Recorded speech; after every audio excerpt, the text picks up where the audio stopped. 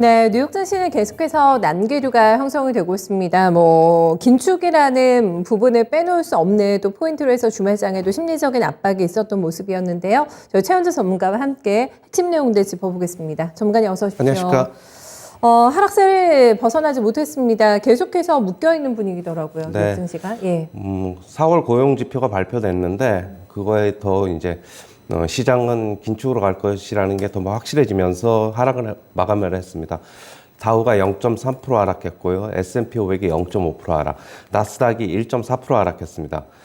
강세 종목을 보면은 옥시덴탈이 4.2% 상승했고요. 대본에너지가 3.8% 상승, 헤스가 7% 상승, 에디슨 인터내셔널이 2.1% 상승, 스텔란티스가 3.8% 상승했고요. 할리데이비슨이 2.6% 상승, 엠코 테크놀로지가 2% 상승, 버바이오 테크놀로지가 3.5% 상승, 글로벌 파운드리가 2.6% 상승했습니다. 엘버말이 2.5% 상승했는데요. 호엔 측에서는 목표가를 상향했습니다. 리튬 가격 상승으로 가이던스를 상향 조정하면서 주가는 상승했지만은 아직도 매력적이다라고 얘기를 했는데요. 투자 의견은 아웃퍼폼을 제시했고 목표 주가는 275달러에서 300달러로 상향 조정했습니다. 4월 비농업 신규 고용이 발표가 됐는데요. 42만 8천 개가 증가했습니다. 예상치를 좀 상회했는데요. 예상치는 40만 개였습니다. 실업률은 3.6%로 집계가 됐고요. 시장 예상치로는 3.5%였는데 컨센서스 소폭 하회했습니다. 레저 접객국에서 7만 8천 명이 증가로 선도를 했고요. 제조업에서 5만 5천 개가 증가하면서 이 두 쪽에서 제일 많이 증가를 했습니다. 그러나 이제 임금 상승률은 소폭 하회하면서 컨센서스 소폭 하회했습니다. 레리 서머스 전 미 재무장관은 미국 경제 연착륙 가능성이 거의 없다라고 얘기를 했는데요. 노동시장 타이트해서 물가를 낮추기 어렵다라고 얘기를 했고요. 역사적으로 인플레가 4% 이상, 그 다음에 실업률이 4% 이하일 때는 경기 침체 2년 이내에 발생했다라고 지금 얘기를 하고 있고요. 연준의 긴축 방향은 옳은 방향이지만 긴축 강도는 충분한지가 의문스럽다라고 얘기를 하고 있어가지고 연준은 더 세게 긴축에 나서야 한다라고 지금 얘기를 하고 있습니다. 리치먼드 연은 총재는 75bp 금리 인상 배제하지 않는다라고 얘기를 하고 있고요. 금리를 최소 3.5% 이상으로 올려야 한다라고 얘기를 하고 있습니다. 최근에 주가 급락이야말로 연준이 원하는 것이다라고 얘기를 하고 있는데요. 높은 물가를 감안할 때 금리 전망치를 더 높여야 할 것이라고 얘기를 하고 있습니다. 미니애폴리스 연은 총재는 공급망 문제가 해결이 안 되면 더 적극적 금리 인상을 해야 한다라고 얘기를 하고 있는데요. 인플레를 2%로 낮춰야 한다라고 얘기를 하고 있고 고용시장이 약간 완화가 된다고 하더라도 인플레 억제 효과는 크지 않을 것이다라고 얘기를 하고 있습니다. 공급망 문제가 해결이 되지 않는다면 공격적인 긴축을 사용해야 할 것이라고 얘기를 하고 있고요. 만약에 그렇게 되면 실업률이 더 높아지면서 경기 침체 빠질 가능성이 있다라고 얘기를 하고 있습니다. 그 다음에 HSBC 은행에서는 5월, 6월, 7월 연준이 50bp 금리 인상을 할 것이라고 예상을 했는데요. 그 이후에 어느 정도 인플레가 통제되는 게 확인이 된다면은 25bp 인상으로 속도 조절에 나설 것이다라고 얘기를 하고 있으면서 그다음에 그렇게 된다면은 계속적인 달러 강세가 나타날 것이다 얘기를 하고 있습니다. 네.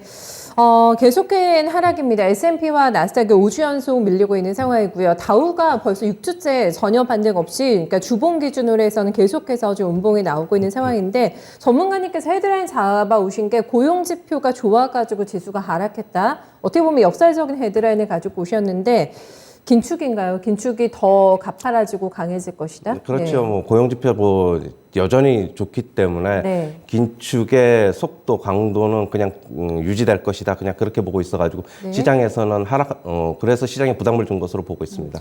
비농업 부문의 일자리가 생각보다 많이 나왔는데 이게 시간당 평균 임금이 또 많이 올랐어요. 전년 대비 퍼센티지로 보면 5.4% 상승하게 되면서 아무래도 기업들의 비용이 올라갈 것이고 생산 비용도 올라갈 것이기 때문에 인플레에 대한 우려를 더 부추기고 있다고 봐야 되겠어요? 임금이. 그렇죠. 네. 그런데 전년 동기 대비로는 물론 그런데 네. 전월 대비로는 조금 이제 예상치에 못 미치면서 어떻게 보면 조금 임금 상승률이 좀 피크가 나온 게 아닌가 좀 그렇게는 보고 있습니다. 피크가 나왔으면 다행이네요. 맞습니다.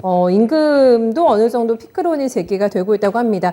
뭐라고 표현할까요? 울며 겨자 먹기식이 어떻게 보면 긴축에 들어가야 되는 상황인데 75pp를 연준 위원, 일부 위원 쪽에서는 해야 된다라고 멘트 직접 좀 내기도 하고 이런 상황인데 결국에는 화두가 됐던 거는 연착륙 여부가 되지 않을까 싶어요. 운명가가 먹기식의 긴축으로 인해서 어떤 이제 경기 침체가 올 것인가 이걸 네. 두려워하는 거죠. 네, 맞습니다. 네. 제가 뭐 항상 말씀드리는데 경기 침체는 채권 시장에 저번에 이제 2년물짜리랑 10년물짜리랑 금리 역전 현상이 일어나면서 경기 침체는 저는 이제 피할 수 없을 것이라고 좀 보고 있는데 네. 침체가 오더라도 저번에도 얘기했듯이 크라이시스 위기 상황으로만 가지 않는다면은 네. 뭐 어느 정도 연착륙은 가능하지 않을까 지금 그렇게는 보고 있는데 만약에 뭐 지금 시장에서는 지금 비관론자들 특히 이제 레리 서머스 전 재무장관 같은 경우에는 네. 연착륙 뭐 경기 침체 피할 수 없다라고 지금 단언적으로 얘기를 하면서 시장은 약간 그쪽에 지금 손을 들어주고 있는 형국이거든요. 네. 지금 시장이 어떻게 흘러갈지는 조금 더 지켜봐야 될 것으로 보고 있습니다. 이번에 저희가 4월 CPI가 이번 주에 나오잖아요. 결국 8%대를 볼 거라는 전망이네요. 8.1 나오나요? 맞습니다. 예상치? 컨센서스 예. 8.1 나오고 있고요. 예. 근원 CPI 같은 경우는 6.1 지금 컨센서스 나와 있어요. 아, 많이 높네요. 저번 달이 이제 8.5였지 않습니까? 8.5, 그러고보다는 네. 조금 낮게 나오는 것으로 보고 있는데 만약에 8.5에서 변동이 없거나 또 소폭 높아진다면 시장에는 또 다시 뭐 충격이 있을 것으로 있겠어요? 보고 있습니다. 네. CPI도 보게 되고 연준위원들 발언이 예정이 많이 됐어요. 지금 총재들의 멘트도 저희가 귀를 기울여야 될 것 같은데 지금 퍼센티지가 75bp 쪽으로 가야 된다 의견도 상당수 있는 것 같더라고요. 연준 네, 뭐 안에서. 파월이 이제 뭐 공식적으로는 아니라고는 했지만은 예. 뭐 계속적으로 의견이 나오는 걸 봐서는 뭐 이번 CPI가 좀 굉장히 좀 중요하지 않을까 좀 그렇게 보고 있고요. 그렇겠어요? CPI가 만약에 8.5를 넘어서 뭐 9 가까이 간다 그러면 다시 75bp 금리 인상 시장을 좀 지배할 것으로 좀 보고 있습니다.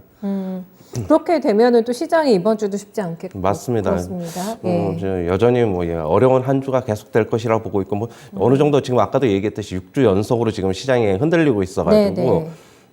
일시적인 뭐 기술적 반등은 나올 수는 있지만은 그렇다고 해서 추세적으로 돌아서는 것은 아니다라고 지금 보고 있습니다. 그러니까 이번 주는 지수가 더 안 빠져도 정말 다행이다. 네, 네. 이 정도만 일단 감을 잡고 네. 움직여 보면 될 것 같습니다. 실적이 이제 굵직한 종목들은 거의 다 지나갔고 이제 그 다음에 소비재라던가 이런 것들이 나오고 있는데 실적이 안 좋으면 굉장히 주가 충격이 심해가지고 언더아머도 보니까 두 자릿수 대 급락이 나왔어요. 이 정도로 생채기가 날 정도인가 맞습니다. 싶더라고요. 네. 23% 급락했죠. 맞아요. 뭐 예. 거의 한 25% 가까이 지금 하락을 네. 했는데 와, 실적이 안 좋으면 그냥 20%는 기본적으로 그냥 빠지는 것 요즘에 같아요. 그러네요. 예. 죄송합니다. 그렇게 본다면은 지금 뭐 어느 정도 실적이 그나마 받쳐줬던 애플, 마이크로소프트, 테슬라만 그나마 조금 버티고 있는 형국이다 그렇게 보고 있고 계속적으로 말씀드리는데 애플이 150달러 선을 지키려면은 전체적으로 시장이 안 무너져야 되는데 일단은 뭐 실적은 이제 끝났기 때문에 애플하고 MS하고 테슬라가 만약 빠지면은 시장은 급격히 충격을 받지 않을까 그렇게는 보고 있습니다. 네, 알겠습니다. 특히나 이또 전승절 관련해 가지고 여러 가지 예측이 있잖아요. 러시아 측에서 어떻게 뭐 발표가 나올 것인가, 굉장히 뭐 다른 시각에서 전망이 나타나고 있는 상황인데 이 이슈는 어떻게 넘길 거라고 보세요? 솔직히 전승절 뭐 이슈. 전쟁은 우리가 이제 네. 계속 말씀드리지만 제가 이제 예측이 불가능한 영역이기 때문에 끝낼 분위기는 아닌 거죠 지금 뭐 전쟁. 뭐 원래 9일 날에 원래는 끝난다 그랬는데 예측이 뭐 예측이 뭐 그랬는데. 그렇게 나왔는데 네. 지금 결국에는 전쟁보다는 긴축의 이슈가 시장을 지배하고 있는 것으로 저 보고 있고요. 만약에 전쟁이 끝나면은 네. 일시적으로 뭐 하루 정도, 이틀 정도는 반등이 올 것으로는 보고 있는데 일단 시장은 어떻게 될지는 좀 봐야 될 것으로 보고 있고, 지금 유가는 최근에 조금 우상향하려는 움직임을 보이고 있어요. 지금 110달러 박스권 상단이 거의 왔죠. 제가 한 90달러에서 110달러를 예측했는데 딱 상단 왔네요. 예, 상단 근처에 지금 와 있는데 네네. 거기서 끝날 것 같지가 않은 분위기여가지고 조금 이번 주에 유가의 움직임 한번 좀 체크해봐야 되지 않느냐. 다행히 뭐 110달러 상단을 고점으로 해서 밀려 내려오면은 괜찮은데 만약에 또 다시 유가가 움직이면은 시장 안 좋은데 또 다시 부담 줄 수 있다 그렇게 보고 있습니다. 그러니까 110달러 선이 마지노선으로 보시는군요. 이거를 넘어서면은 120달러까지도 혹시 한 번 더 올라갈 그렇죠. 뭐 레벨 110달러 초반까지는 조금 그냥 일시적으로 가면서 조금 뭐 하락을 하면은 다행인데 뭐 추세적으로 다시 한번 전고점 부근까지 또 움직임이 있다면은 이번 주뿐만이 아니라 다음 주까지 뭐 계속 있다면은 시장은 또 다시 한번 또 인플레 또 다시 우려가 나오면서 긴축에 대한 우려, 뭐 75bp 또 그것 때문에 또 시장 지배하지 않을까 그렇게 보고 있어요. 그렇군요. 가뜩이나 지금 계속 물가 얘기하고 있는데 유가가 또 혹여나 110달러 선을 뚫고 한 번 더 레벨업이 된다면은 상당히 또 시장에 부담이 될 거라고 봐주고 있습니다. 그래서 지금 투자자들의 자금이 어디로 뭐 대피를 하고 있나 보면은 방어주 내지는 뭐 고배당주 그리고 지금 방어주가 많이 포함되어 있는 ETF 이런 쪽으로 이제 자금이 많이 몰리고 있는 상황이고 아예 한쪽의 반대급부로는 지금 많이 빠져있는 빅테크 쪽을 또 쫓아가는 자금도 있고요. 네. 그게 좀 나눠지거든요. 네. 네, 어떤 쪽이 조금 더 자금을 지금 관리하기 용이한 쪽이라고 지금 시장의 자금 흐름을 보면은 네. 미국 시장에서 기술주 쪽의 펀드로 자금이 많이 유입이 됐다는 얘기는 있어요. 네. 그렇게 본다면은 조금 더 하락하면은 시장은 뭐 어느 정도 좀 강하게 좀 반등이 나올 것이라 뭐 그렇게도 또 볼 수 있고 역시 뭐 시장은 아직까지 안 좋기 때문에 방어주 뭐 그다음에 고배당주 이쪽에 자금이 쏠리는 것은 뭐 어쩔 수 없는 현상으로 보고 있고요. 어제 이제 에너지 업종이 좀 강세를 나타냈는데 뭐 제가 아까 얘기했듯이 옥시덴탈, 대본 에너지 뭐 이쪽 그다음에 쉐브론 그다음에 엑슨모빌 이쪽도 전부 다 강세를 나타내 가지고 네. 이번 한 주 에너지 업종은 유가랑 같이 연동될 것이라고 저는 보고 있어가지고 네네. 만약에 이게 추세적으로 조금 더 유가가 이어진다면 에너지 업종은 이번 주에도 강세가 나타나지 않을까 그렇게 보고 있어요. 알겠습니다. 이거는 국내 증시에도 적용이 되는 부분인가요? 전문가님? 에너지? 지금 네. 뭐 중앙에너지스라든가 뭐 네. 유가 관련주는 뭐 한국석유, 홍국석유 이런 쪽보다는 S-오일이 지금 추세적으로 굉장히 좋은데 S-오일 같은 경우에는 뭐 같이 비슷하게 좀 따라갈 것이다. 그러나 뭐 중앙에너지스 뭐 이런 쪽도 개별 중소형주들도 뭐 같이 움직일 것이라고는 보고 있어요. 정유주는 또 배당도 많이 주잖아요. 그렇죠? 중앙에너지스 이런 거는 배당. 그러니까 그런 작은 쪽도 대형, S-오일이나 S-오일은 뭐 네네. 3% 중반대 배당 주는 걸로 알고 있는데 뭐 아직까지 배당을 논하기보다는 네네. 조금 정제 마진의 강세, 유가 강세가 계속적으로 이어지면서 S-오일의 실적이 뒷받침되면서 주가 강세를 나타내고 있는 것으로 보고 있습니다. 네, 이익의 뭔가 안정성을 담보한다고 보시는군요. 네, 그렇죠. 에너지 쪽의 퍼포먼스 괜찮을 거라는 거 좀 감안해 보셔야 될 것 같습니다. 지난 한 주 동안에 개인들이 가장 많이 산 종목이요. 보니까요, 전문가님.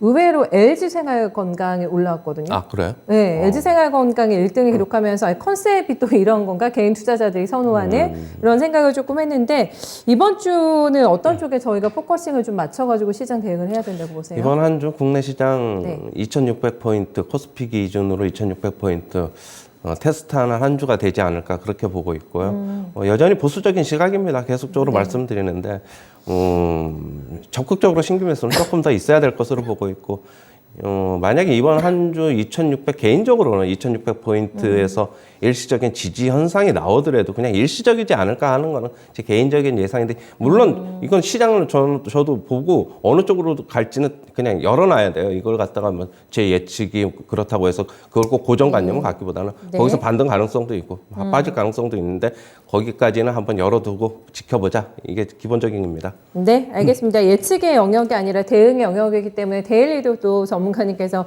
건네주신 힌트 저희 잘 들어봐야 될 것 같아요. 네, 말씀 잘 들었습니다. 네, 감사합니다. 네, 계속됩니다. 추가적인 빅스텝이 단행이 예고가 되고 있는 상황이다라는 불안감 전운이 이제 고조가 되면서 지난주 우리 증시 많이 힘들었잖아요. 이번 주도 별반 다르지 않은 선에서 움직임 나타날 것으로 예상이 됩니다. 여기서 굉장히 중요한 또 힌트가 나오는 게 SPI하고 연준 위원들의 발언이 또 잇따를 예정이기 때문에 파월 의장과는 조금 또 다른 또 강도가 조금 더 높은 멘트가 나올 수도 있다라는 예상이 있기 때문에 그 부분은 예의주시해서 보셔야 될 것 같고요.